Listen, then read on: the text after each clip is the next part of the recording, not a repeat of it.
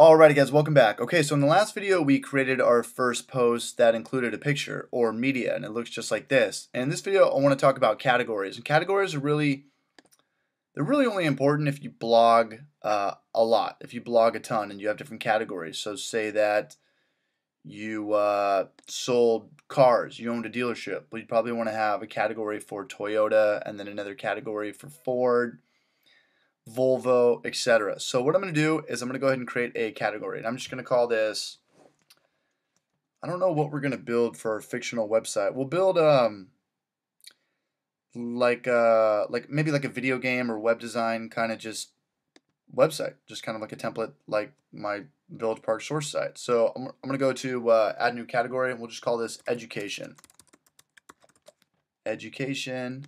And for the slug, don't worry about the slug so much. The slug's just derived from the category name. It's not really that important. I mean, your CMS is going to be able to find your categories with or without the slug, but it couldn't hurt. So I'll just repeat. Education.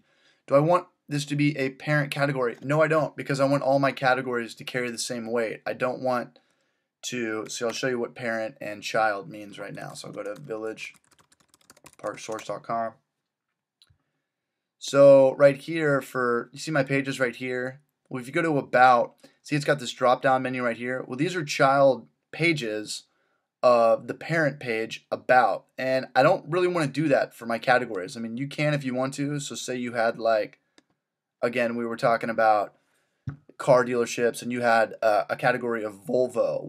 Well, your child categories of Volvo could be, maintenance, or, Volvos up until 1984, Volvos in between 1984 and the present, whatever. It's just saying it's a child of a parent, and I do not want to have this.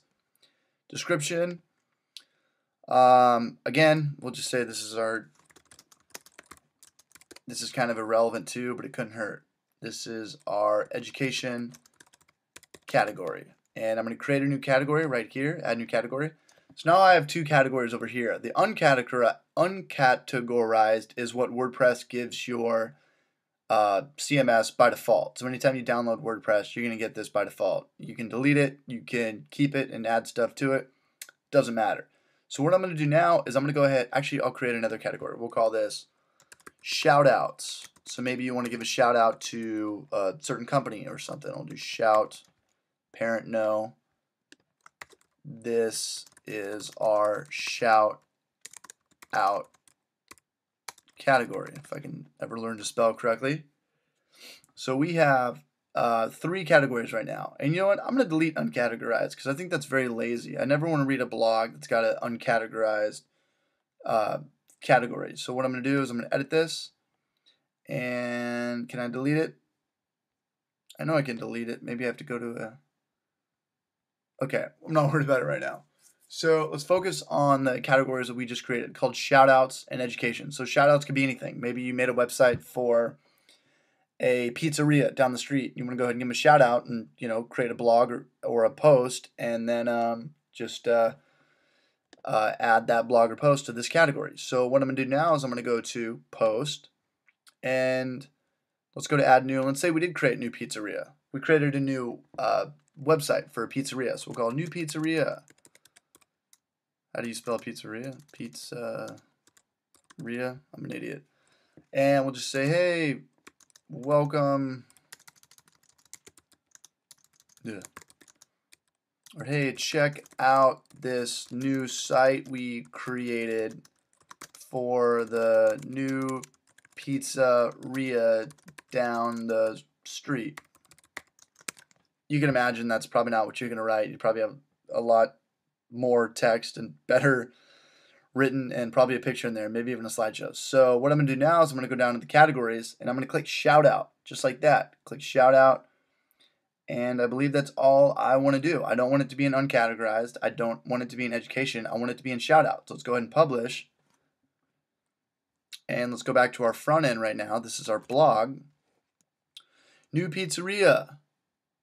Hey, check out our new site we created for the new pizzeria down the street, and check it out right here. And posted in is our category. So we post it in shout outs. So if somebody were to click on shout outs right now, it would pull all of the blogs that we created that we had in the category of shout out, and it's going to go from newest to oldest. So that's why we create categories. So in the event that you had education and you created PHP tutorials or JavaScript tutorials, you probably put those in our education category. So if someone clicked on, just imagine this was education, you clicked on this, you can see all the tutorials we created. And that's what I do on my website. I create tutorials and I categorize them. So just right here, here's my category for business.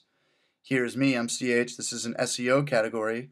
And this is my partner Rhino, who we have a category for education right here. And we list it in our footer, business, education, and SEO. So if I click on education, I have 2 blogs from newest to oldest. So this is the newest, November 4th, and this is the oldest, September 21st.